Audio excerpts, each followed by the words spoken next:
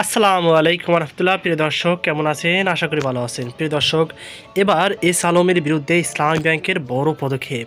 চলুন বিস্তারিত তথ্য জেনে নিই শেয়ার নিউজ 24.com এর মাধ্যমে। প্রিয় দর্শক, বিতর্কিত শিল্পগোষ্ঠী এস আলম গ্রুপের বিরুদ্ধে বিশাল অঙ্কের ঋণ খেলাপির অভিযোগে এবার নিলামের পথে হাঁটল ইসলামী ব্যাংক বাংলাদেশ লিমিটেড। চট্টগ্রাম কর্ণফুলী উপজেলার চর পাথরঘাটা ইউনিয়নের ইথানগর মৌজায় অবস্থিত প্রায় 11 একর জমি, কারখানা, ভবন ও গুদামঘর নিলামে তুলেছে ব্যাংকটির খাতুনগঞ্জ কর্পোরেট শাখা।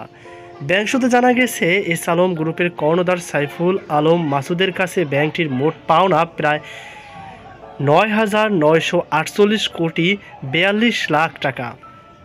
এই অর্থ আদায়ের লক্ষ্যে জামানতকৃত সম্পত্তি বিক্রির সিদ্ধান্ত নেওয়া হয়েছে। বাংলাদেশ ব্যাংকের তথ্য অনুযায়ী শুধু ইসলামী ব্যাংক থেকে এস আলম গ্রুপ অন্তত 7,313 কোটি টাকা ঋণ নিয়েছে। যদিও এই ঋণের বিপরীত জমা দেওয়া জামানতের পরিমাণ তুলনামূলকভাবে অনেক কম, ফলে নিলাম থেকেও পুরো অর্থ আদায় সম্ভব হবে কিনা তা নিয়েও রয়েছে বড় প্রশ্ন।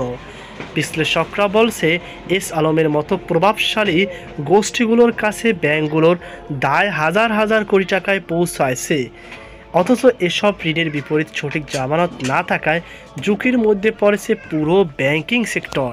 বিশ্বব্যাপী অর্থ পাচারের তদন্তে দেখা গেছে, গত 15 বছরে বাংলাদেশ থেকে পাচার হয়েছে প্রায় 17 বিলিয়ন মার্কিন ডলার।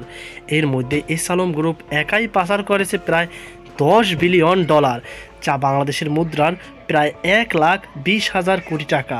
বিশেষজ্ঞদের মতে, যথাযথ নিয়ন্ত্রণ ও পর্যবেক্ষণের অভাবে দেশের ব্যাংক খাতে বেড়েছে নন পারফর্মিং লোন এবং ঋণ খেলাপির সংখ্যা। সময় মতো ব্যবস্থা নেওয়া হলে এই পর্যায়ে হয়তো আসতে হতো না। নিলাম থেকে ঠিক কত টাকা আদায় সম্ভব হবে এবং ব্যাংকটি তার ক্ষতির কতটা পুষিয়ে নিতে পারবে, সেটাই এখন বড় প্রশ্ন। ইসলামী ব্যাংকের এই উদ্যোগকে অনেকে সাধুবাদ জানালেও এটিও শেষ সমাধান নয় বলেই মনে করছেন অর্থনীতিবিদরা। তো প্রিয় দর্শক, এই ছিল আমাদের সর্বশেষ আপডেট। সকল ভালো থাকুন, আজকে পর্যন্ত আল্লাহ হাফেজ।